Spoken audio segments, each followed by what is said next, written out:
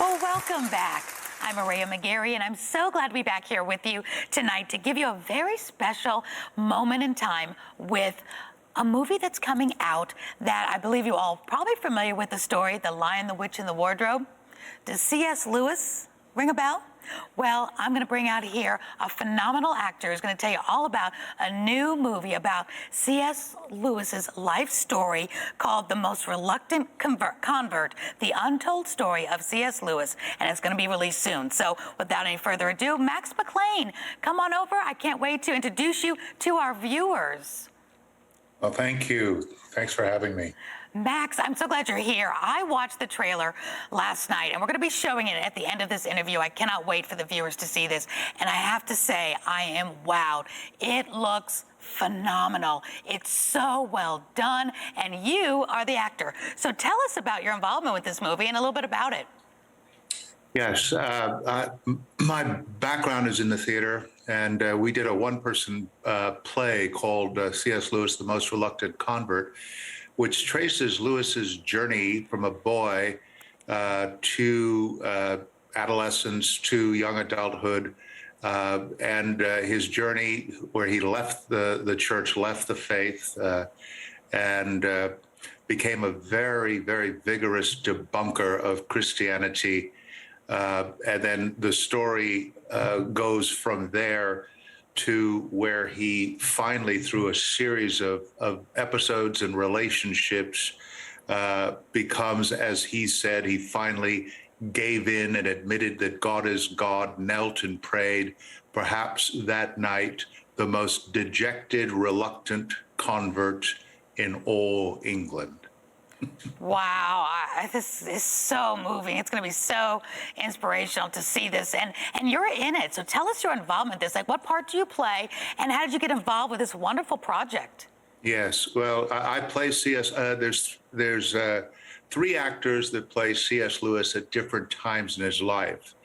The movie begins with Lewis as an older man, that would be me, looking back on his youth, and we have a boy Lewis who plays Lewis as a boy that experiences the death of his mother through cancer, and he prayed desperately for his mom to survive and then to be healed and then to come back. And when that didn't happen, he just concluded that prayer doesn't work. And he became very pessimistic about religion and the purpose and meaning in life in general. He had another actor plays young Lewis, who has a very difficult relationship with his father. It was bad before his mother died, but got worse after.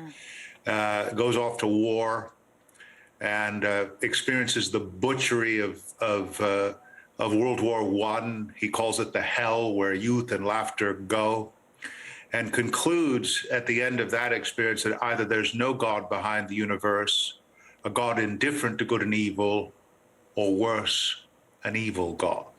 I saw that in the trailer. When you said that, I was like, wow, that really hits you. And this story, this true story, is so relevant for today, because how many people have lost hope over these last, year and a half, 2 years, where, God, why did I lose this loved one? Why are these people dying? So many people have lost loved ones, and it's so easy to blame God and say, God, why? Why are you doing this? Are you an evil God? So what did you take away from learning from doing this movie, that the essence, the inspiration it gave to even people working on the set? Well, it's the inspiration, the problem of evil and suffering. Christianity doesn't solve the problem; it creates the problem, because the problem of pain and suffering would not be a problem if we had assurances, and we do have assurances that ultimate reality is loving and righteous. And ultimately, when Lewis said that my argument against God was that the universe was so cruel and unjust, but where had I got this notion of cruel and unjust? I call a line crooked because I have some idea of a straight line. What was I comparing the universe with when I called it cruel and unjust? So he recognized that the travails that we suffer have meaning and purpose, and our responsibility is to find it. And ultimately, Lewis found it, and I found it, and I know many people in your audiences have found it in their relationship with Jesus Christ. Absolutely. This must have been such an amazing experience to take on this role. And tell me a little bit about the filmmaker and how this got started and how you became the leading role in this as C.S. Lewis. Well, it started. I wrote the stage play. And the play was had a very successful run in New York and toured nationally and at performing arts centers and colleges and universities. It played at Georgia Tech in Atlanta. I think that's where we're talking today. Yes, we are. I was friends with Norman Stone. Been friends for about 10 years now. We met at an arts conference about 10 years ago. And he is an award-winning filmmaker in Britain, a Scottish man who loves the Lord, loves the arts, loves C.S. Lewis. He was responsible for the BBC version of Shadowlands, which became a major motion picture with Anthony Hopkins and Deborah Winger. And he fell in love with our script.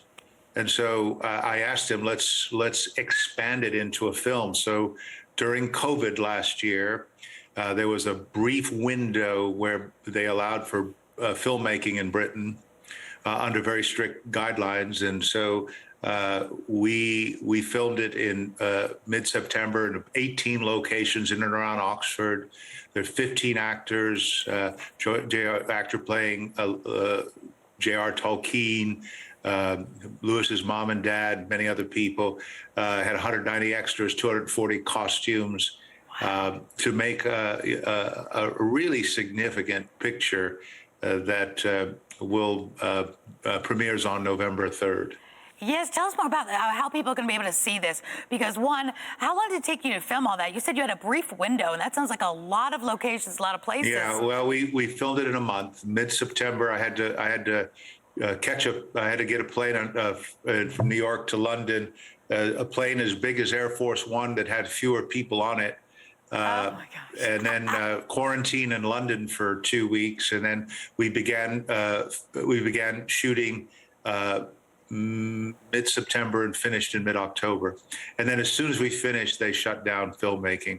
We had to take COVID tests all the time, and yes. And quite frankly, if I or any of the cinematographer or the director or any of the key people, had tested positive, we would have had to quarantine for 2 weeks, and the film would have shut down and never would have been completed. You bring up a really good, significant point, because I just see God's hand all over that, because it's really rare, especially back then. You're not even talking about now, but back a year ago, that was almost unheard of. Somebody was going to get it. It was going to get shut down. Looks like God had his hand and his spirit all over this movie I to feel make that sure it got done. God's providential hand was all over this film. Because that's a miracle right there, that you all didn't get shut down, that one person didn't come in and they had to shut everything down. So it's so good to hear stories like that too, that God can. When you think, oh my gosh, just too much negative, too much is going to go wrong, start. God always says, put your hand to do, and he will bless it. And you all did that. You said, okay, a million things could go wrong, but let's put our hand to do and get this project done. And he blessed it. So tell the viewers now more about where they can find this movie, where they can see it. Give us the website. Let's let them experience it. I think it's all over the Atlanta metro area, premiering November 3rd. People can find more information at the website cslewismovie.com, cslewismovie.com. The trailer is there. When you click it, it brings you to the theaters closest to you. Oh, nice. And it should be. I will say this: the tickets are going fast, but I also will say that the movie chains that have been carrying the movie have already agreed to extend it. I was just about to ask that, because you're like, one day only. I'm like, oh, I hate that, one day only. What are the chances that everybody wants to see it are free that one day? So what's going to happen once you do the one day only release? Will it go streamline? Can we see it on TV? I think what's going to happen, it's going to, I think on the website now, it's through November 7th. And then I understand that it may extend beyond that. It'll have an international release soon. I don't think it's going to stream for a while. We'll have to cross that bridge a little bit later. So we need to make sure we get our tickets now and see it. I love that the website says where the local theater would be, and I know most of us are getting out and doing things like that. I know I want to see this movie so much, and at the end, everybody don't go away. We're going to show you this trailer. It's magnificently done. It takes you into a whole nother place in time with this amazing man, this brain, this imagination, and you will relate to it. I think people really relate to this because somewhere in time, either you or somebody you know may have lost some faith, maybe questioning, God, if you're so good, why is this happening? Or why didn't that prayer get answered? I don't understand. So it's such a great story, and I think it's needed now more than ever, and that's why I think that was such a blessing that God just let this movie happen, and then the door was slammed. But this movie was made for a reason. So everyone, please go to that website, go to the website, get your tickets, get it now, because I know I want to see this as well, and don't hope that maybe it'll be on Streamline sometime. See it now, because we need inspiration now, especially now as we go into the holidays. So, Max, tell me a little bit more, we got a few more minutes, about your experience. Did this experience playing this amazing C.S. Lewis autobiography, this human being that went from being a critic to being so empowering in the Christian community, did it change you in any way? Did it inspire you? Well, Lewis has been in my life. I'm an adult convert to Christianity, and Lewis was an adult convert too. And so I recognize so many of the challenges in my life. And so he's become, over the years, a spiritual guide.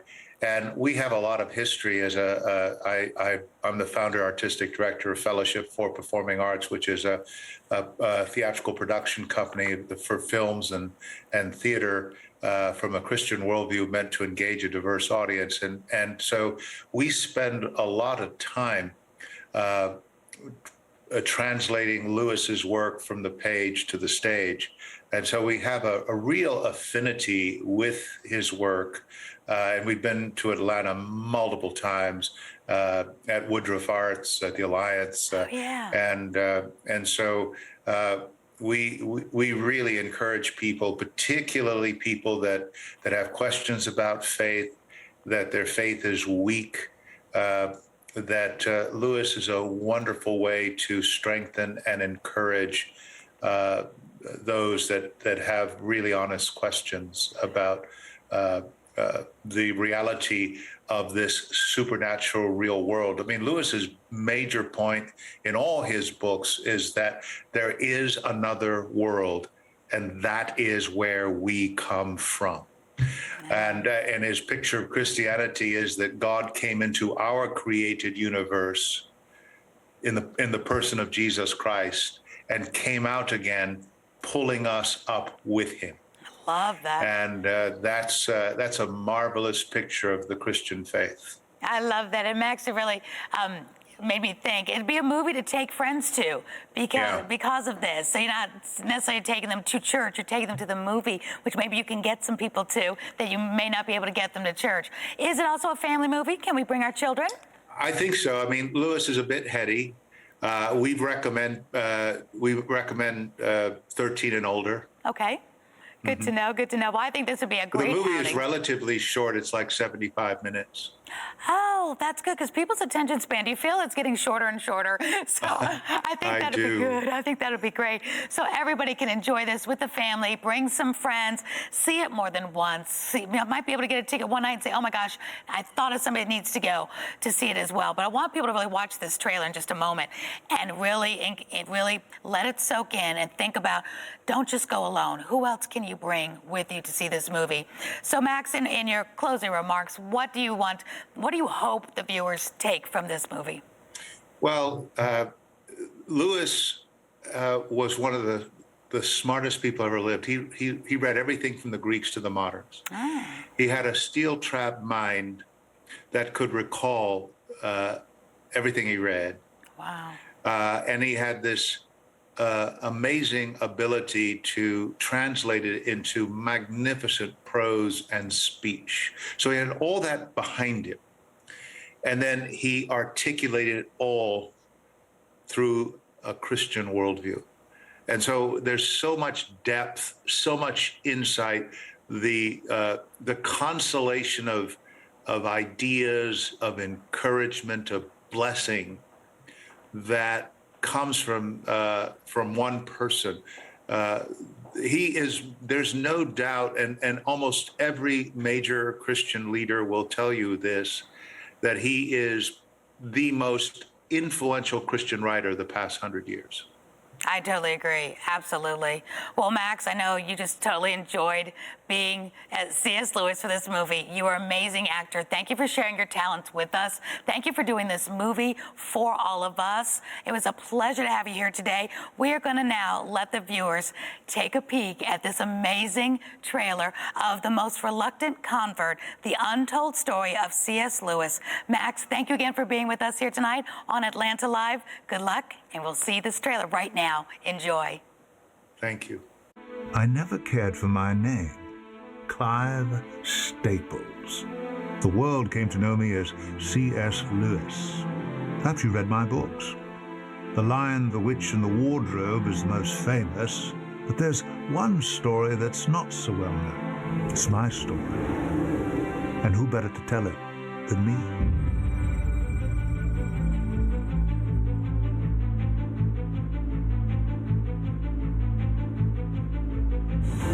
Cheers.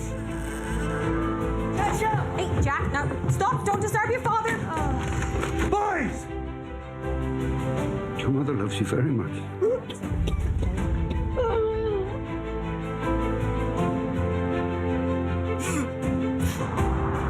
At 14, I ceased to be a Christian. She was the first woman to speak to my blood. I love the smell of bunting. And I was undone. Have you nothing to say in your defense? William Kirkpatrick, a great knock. Either there's no God behind the universe, a God indifferent to good and evil, or worse, an evil God. Do you believe that logic and reason bring forth indisputable truth? I do. And are your moral and aesthetic judgments valid and meaningful? They are. For the first time, I examined myself with a serious, practical purpose. What I found appalled me. How could a mere man be called a great moral teacher and say the sort of things Jesus said? Such as?